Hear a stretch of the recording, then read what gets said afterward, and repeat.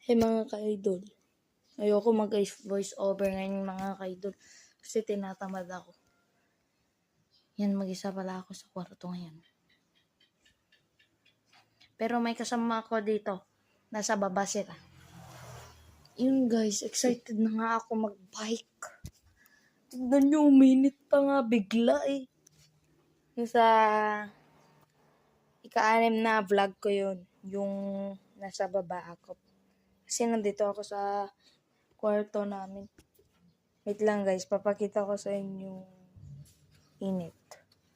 Mamaya guys. Guys, may nagka-kite dun. Kite ko pala yun. Hiniram niya ng walang paalam guys. Yan, mainit pa siya guys. Wait lang guys, tanggalin ko yung pangalan nun. Tanggalin ko yung filter. Wait lang guys. Yan siya guys, yung walang filter guys. Ang init, 'di ba? Alas 4 na sana para makapag-bike ako. Kasi alas 4 daw yung sabi ng kuya ko eh. Kuya ko na gwapo. Joke lang. Oh, gwapo talaga yung kuya ko. Sabi pa nga ng papa ko eh, tama ko ako daw siya guys eh. Doon ako guys. Doon ako kumikita kanina.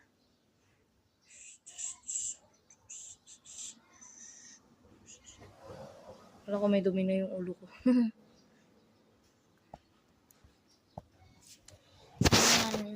Kaya hindi ako kumikita sa inyo kanina. Sa inyo kanina yung... Ay, hindi pala yun. Dinilit ko na pala yung vlog na yan. Sinulit ko guys. Ito yung itong vlog, yung pinalit ko. Yan. Favorite ko pala to guys.